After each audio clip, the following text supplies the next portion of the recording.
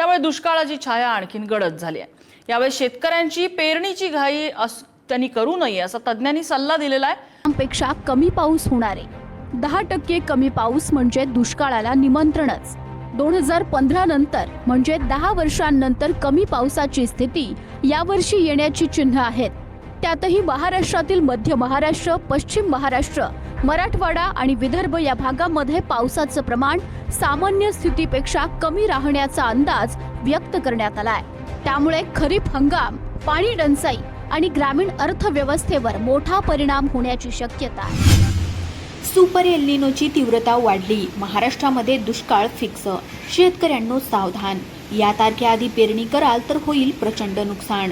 तुम्ही जर महाराष्ट्रामध्ये राहत असाल, शेतकरी असाल किंवा सर्वसामान्य नागरिक असाल तर ही बातमी तुमच्यासाठी धोक्याची घंटा आहे। कारण की हवामान विभागाचा अंतिम अंदाज जाहीर झालाय की यावर्षी मान्सून केवळ उशिराच येणार नाही तर तो चक्क दगा सुद्धा देणार आहे। होय, तुम्ही अगदी बरोबर ऐकलंय, महाराष्ट्रामध्ये दुष्काळ फिक्स मानला जातोय आणि त्याचं सगळ्यात मोठं कारण एल निनोचा वाढता धोका। हवामान विभागाचा जो काही दुसरा सुधारित अंदाज आलाय तो इतका भयानक आहे की ज्यामुळे संपूर्ण महाराष्ट्राचं टेन्शन आता टोकाला गेलंय। लोक वाट पाहत होते की पाऊस केव्हा येईल आणि उष्णतेपासून केव्हा सुटका मिळेल, शेतकरी राजा आनंदाने पेरणी केव्हा करेल, पण आता ती प्रतीक्षा खूपच लांबणार आहे। पावसाने आपलं रौद्ररूप बदलायला सुरुवात केली असून आता या जिल्ह्यामध्ये दुष्काळ पडणार आहे। याची यादी अखेर समोर आली। जून, जुलै, ऑगस्ट आणि सप्टेंबरमध्ये नेमकं काय घडणार, कोणत्या जिल्ह्यामध्ये किती पाऊस पडणार, कुठे जमीन कोरडीच राहणार याची आकडेवारी आता जाहीर झालेली आहे। तुम्ही जर शेतकरी असाल तर पेरणी कधी करायची, हवामान विभागाने दिलेला अंतिम इशारा नेमका काय आहे हे जाणून घेतल्याशिवाय हा व्हिडिओ अजिबात बंद करू नका, कारण की तुमची ही या वर्षातली सगळ्यात मोठी चूक या ठिकाणी ठरू शकते। आपण सगळ्यात आधी पाहतोय जिल्ह्यांची यादी, ज्यामध्ये कोणत्या जिल्ह्यामध्ये दुष्काळ पडतोय, कोणत्या जिल्ह्यामध्ये प्यायला पाणी उरणार नाही, कुठे सगळ्याधिक उष्णतेचा धोका आहे, टप्प्याटप्प्याने माहिती आपण या ठिकाणी घेणार आहोत। पहा, हवामान विभागाने संपूर्ण महाराष्ट्राला दिलाय धोक्याचा इशारा, कारण की मान्सूनचा अंतिम अंदाज आत्ताच जाहीर झालाय। कालपर्यंत पाऊस येणार बोललं जात होतं, पण प्रशांत महासागरामध्ये एक विचित्र घटना घडली आणि ज्यामुळे जगाच्या हवामानाचं चक्र अगदी उलटं फिरलंय। कारण की सुपर एल निनो सक्रिय झालाय, ज्याची भीती होती तेच झालंय। आता नुसता पाऊस कमी पडणार नाही तर शेतकऱ्यांच्या पेरण्या सुद्धा वाया जाणार आहेत, पण त्याचसोबत उष्णतेची अशी तीव्र लाट येणार आहे की मध्यरात्री सुद्धा अंगाची लाही होईल। त्यामुळे सरकारने धोकादायक जिल्ह्यांची यादी या ठिकाणी जाहीर केली आहे। आता कोणत्या जिल्ह्यांमध्ये दुष्काळ, कोणत्या जिल्ह्यांमध्ये उष्णतेची तीव्र लाट, किती टक्के कुठे कुठे पाऊस पडणार याची नवीन आकडेवारी आली आहे। पहा, देशामध्ये सरासरी केवळ 90% पाऊस पडणार आहे। आता ही बातमी ऐकून लोकांना आधी वाटलं होतं की फक्त 10% पाऊस कमी पडतोय, मग त्याच्यामध्ये एवढं काय, पण लक्षात घ्या 90% पाऊस म्हणजे दुष्काळाची लक्षणं। याचा सरळ अर्थ दुष्काळ आहे। मग कुठे पडतोय तो दुष्काळ? महाराष्ट्राचा जर विचार केला तर परिस्थिती अत्यंत गंभीर आहे। विदर्भ, मराठवाडा आणि पश्चिम महाराष्ट्र, ज्याला मान्सूनचा कोर झोन असं म्हणतात, तोच आता सर्वाधिक धोक्यात आलाय। याच भागामध्ये पाऊस सरासरीपेक्षा किती पटीने कमी पडणार? आधी वाटलं होतं की पाऊस लवकर येईल, अंदमानामध्ये पोहोचण्याच्या गप्पा सुरू झाल्या होत्या, पण सुपर एल निनोमुळे पावसाचा प्रवास मध्येच रखडलाय। निसर्गानं अचानक रूप बदललंय। 26 मेच्या तारखेला सांगितलं होतं की मान्सून लवकर दाखल होतोय, केरळमध्ये मान्सून लवकर दाखल होणार, पण केरळमध्ये आता कुठलीच परिस्थिती नाहीये। मग विचार करा, महाराष्ट्रामध्ये तो किती उशिरा येईल? उशीरच नाही तर तो पावसाचा नाही तर मोठ्या संकटाची नांदी आहे। मग खरंच मुख्य मुद्दा हा आहे की मग कोणत्या जिल्ह्यामध्ये पावसाचं प्रमाण कसं राहणार? फायनल आकडेवारी काय समोर आली आहे? शेतकऱ्यांसाठी फायनल पेरणीची तारीख या ठिकाणी कोणती देण्यात आली आहे? शेतकऱ्यांना नेमकं काय काळजी घ्यायची आहे? कोणत्या जिल्ह्यांमध्ये उष्माघाताचा धोका असणार त्याचीच यादी आपण या ठिकाणी पाहून घेतोय। सध्याची परिस्थिती पाहता राज्याचे मुख्यमंत्री यांनी हवामान तज्ज्ञांची एक बैठक बोलवली। बैठकीमध्ये मुख्यमंत्री, उपमुख्यमंत्री आणि एक हवामान विभागाचे तज्ज्ञ सुद्धा बसले होते। त्यांनी भविष्यामध्ये काय परिस्थिती असणार याचा आढावा घेतला आणि राज्यासाठी धोक्याची सूचना दिली। खरं तर 15 वर्षापूर्वी जेव्हा लातूरला रेल्वेने पाणी नेण्याची वेळ आली होती तेव्हा सुपर एल निनोचा राक्षस महाराष्ट्रामध्ये सक्रिय झाला होता आणि तीच परिस्थिती आता पुन्हा 2026 मध्ये होत आहे। इतिहास स्वतःची पुनरावृत्ती करत आहे। यावेळी केवळ पाऊसच नाही तर उष्णतेचं एक मोठं संकट आपल्या उंबरठ्यावर उभं आहे। जून महिना उजडला खरा, पण तो पावसाऐवजी उष्णतेच्या लाटा घेऊन येईल असा धोक्याचा इशारा देण्यात आलाय. दिवसा उन्हाच्या झळा, रात्रीचा असा उकाडा यामुळे मानवी जीवन विस्कळीत होणार आहे. लक्षात घ्या, जेव्हा जून महिना सुरू होणार आहे तेव्हा पाऊस येणार नाही, तर उष्णता त्याच्या आधी येणार. उष्णतेची तीव्रता इतकी वाढणार की रात्री देखील दुपारसारखा उकाडा जाणवणार आहे. त्यामुळे महाराष्ट्रासाठी हा फक्त पावसाचा अनुपलब्धतेचा हे नसून तर उष्णतेच्या लाटेचा धोका सुद्धा वर्तवण्यात आलाय. त्यामुळेच रात्रीची झोप लोकांची उडणार आहे. महाराष्ट्रामध्ये तब्बल 21 जिल्ह्यांमध्ये दुष्काळ पडणार असल्याची सध्या माहिती या ठिकाणी समोर आली आहे.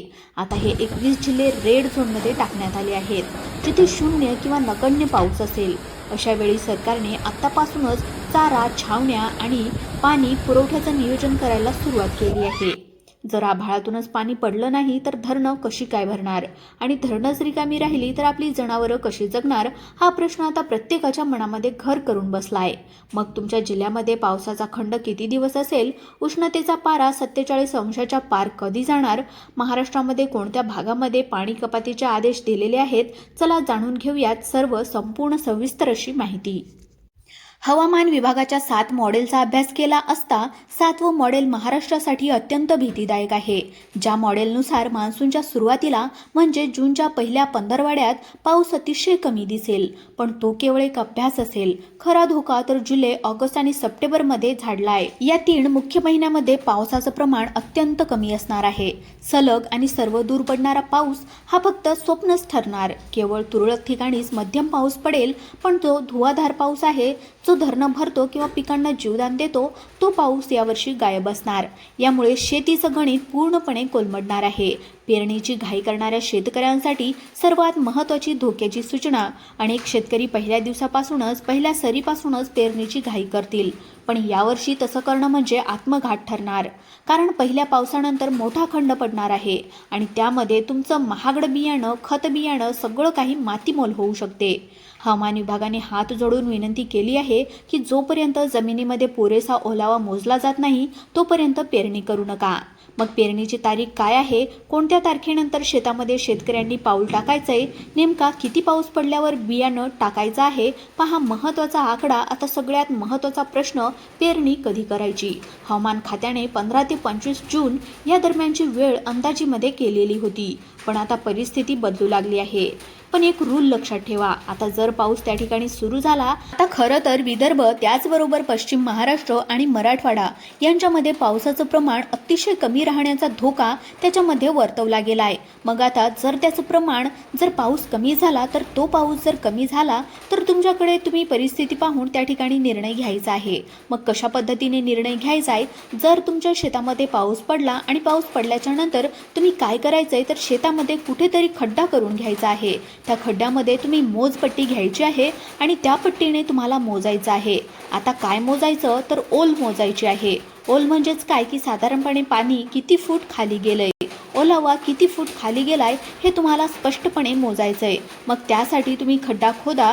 एखाद्या काठीच्या मदतीने किंवा साधारणपणे टेप आणू शकता किंवा जी काही कागदावर रेषा मारण्याची जी काही स्केल असते, स्केलपट्टी असते, तर ती घ्यायची आहे. साधारणपणे 75 मिलीमीटर ते 100 मिलीमीटर ओल गेली पाहिजे इतका जर का पाऊस झाला तरच तुम्ही पेरणी करून घ्यायची आहे. तर अशा प्रकारची स्पष्ट सूचना हवामान विभागाकडून सध्या देण्यात आली आहे. त्यामुळे या बातमीला किंवा या गोष्टीला तुम्ही हलक्यामध्ये घेऊ नका. आता कुठे कुठे कशा पद्धतीने हे राहणार तर लक्षात घ्या, स्पष्टपणे सांगितलंय की जूनमध्ये उकाडा प्रचंड वाढणार आहे.